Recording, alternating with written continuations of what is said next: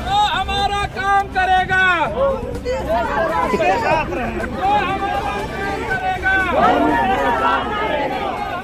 आजमगढ़ जिले में शुक्रवार को परिषदीय अनुदेशक कल्याण एसोसिएशन के तत्वाधान में कुंवर सिंह उद्यान में आपात बैठक की गई, जिसमें जिले के कोने कोने से आए अनुदेशकों ने भाग लिया। अपनी समस्याओं को लेकर बैठक करने के बाद अनुदेशक जुलूस निकाल प्रदर्शन करते हुए जिलाधिकारी कार्यालय पहुंचे और अपनी मांगों से संबंधित सीएम के नाम ज्ञापन जिला प्रशासन को सौंपा है।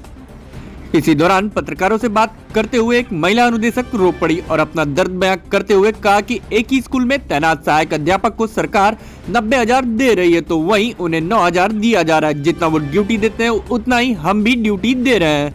उनके लिए 14 CL है और हमारे लिए 10 CL है। उसके बाद भी हमें धमकी दी जाती है कि आप नियमित नहीं आए तो छात्र संख्या कम करके आपकी संविदा समाप्त कर दी जाएगी।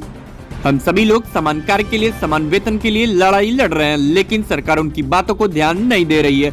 हमारे मानदेय को बढ़ाया भी गया है, लेकिन सरकार हमें नहीं दे रही है, बल्कि हमें हाई कोर्ट व सुप्रीम कोर्ट तक लड़ा रही है। सरकार से हम मांग करते हैं कि वो जमीनी हकीकत को देखे और हमारी समस्याओं का समाधान जल्द से जल्द करे, अन्यथा हम सभी प्रदेश के 30,000 अनुदेशक पदयात्रा निकाल लखनऊ कूच करेंगे। सुंदरावती यादव पवई ब्लॉक से सर, सुंदरावती यादव पवई ब्लॉक से आदिपुर स्कूल में हम कार्यरत हैं।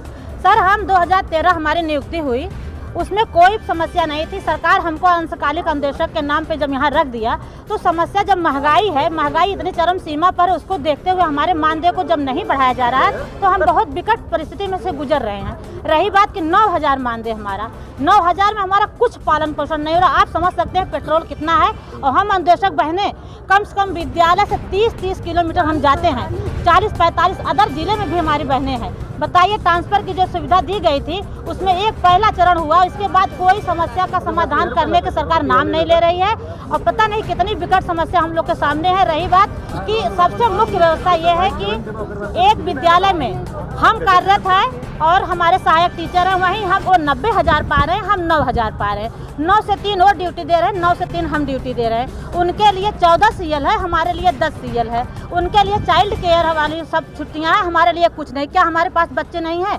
और रही बात, हम लोग कितनी समस्याओं के निपटते हुए हमें एक लांछन लगा हुआ है और धमकी दी जाती है कि अगर आप नियमित नहीं रहेंगे, रोज नहीं आएंगे, संख्या कम कर देंगे, आपका संविदा समाप्त कर दी जाएगी। सर, इससे हम समान कार्य समान वेतन के लिए हम लड़ाई लड़ रहे हैं, और बढ़ी हुई सरकार हमारा जो 17,000 हमको बढ़ाया, उसी जगह शिक्षा मित्र को 10,000 दिया, हमको आज तक नहीं दिया।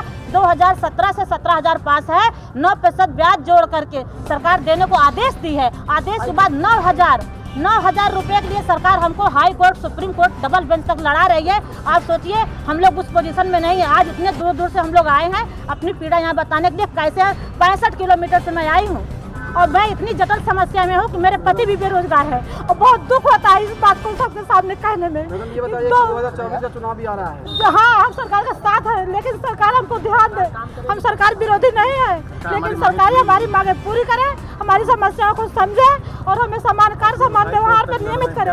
सबके अगर हमको सरकार नियमित कर देती है तो हमें बाध्यता हर समस्या हमारी दूर हो जाएंगी, नियमित कर दी हमको। और बहुत कष्ट है, 2 बच्चों को नहीं पाल पा रही हूँ सर। 8 तक बच्चे मेरे विद्यालय में पढ़े, अब मैं बाहर पढ़ा नहीं पा रही हूँ। सब जानते हुए हमारे माँ बाप कितनी मजबूरी से हमको यहाँ तक लाए, हम वहाँ तक भी नहीं पहुँचा पा रहे अपने बच्चों को। सरकार क्यों नहीं हमारी बातों को देख रही है?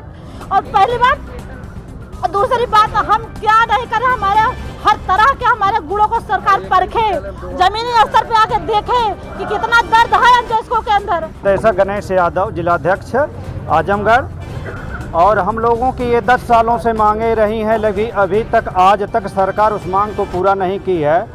और जब से भी सरकार हुई है, ये हम मांगे बार बार करते हैं सरकार से जो समस्या है, तो इसको हमें लेने के लिए अब हमें लखनऊ तक पहुंचाना है। आवाज़ इसी को हम भरने के लिए हम क्रमिक अनशन कर रहे हैं 2 अक्टूबर से गांधी प्रतिमा के सामने। ये हमारा अनवरत चलता रहेगा जब तक हमारी मांगे पूरी नहीं होती हैं। 17,000 हमारा 2017 से बढ़ा हुआ, कोर्ट का आदेश भी है, बढ़ा हुआ मानदेय जब तक नहीं मिल जाता है। और भी महिलाओं के लिए हमारे मेडिकल की, CCL की, प्रसूतावकाश 6 महीने का, ये सब नहीं मिलता है तब तक कि हमारा अनवरत क्रमिक अनशन चलता रहेगा और आगे हम लोग मजबूर हो जाएंगे पद यात्रा के लिए। तो इसके लिए हम राजधानी दिल्ली और आपका लखनऊ जाने के लिए मजबूर होंगे।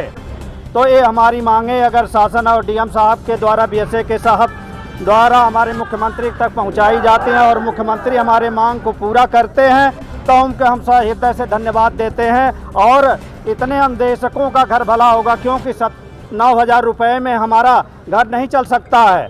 हम बहुत परेशान हैं, इस समय बेरोजगारी के दौर से ही गुजर रहे हैं। हमारे पास बीवी हैं, बच्चे हैं, अब हम पढ़ाने लिखाने के लिए बड़ी समस्याएं आ रही हैं। घर से भी अलग कर दिए गए हैं, अंदेशक बहुत सारे ऐसे हैं। ऐसे अदर काम करने के लिए हमें रिक्शा चलाने की भी ज़रूरत पड़ने लगी है। इस महंगाई के दौर में अगर सरकार हमारी बात को नहीं सुनती है तो हम लोग बहुत ही परेशान और दिक्कत में आते जा रहे हैं और इसके लिए हम मजबूर हो जाएंगे। विधानसभा के सामने धरना देने के लिए मुख्यमंत्री को वहाँ आना पड़ेगा और हमारी मांगों को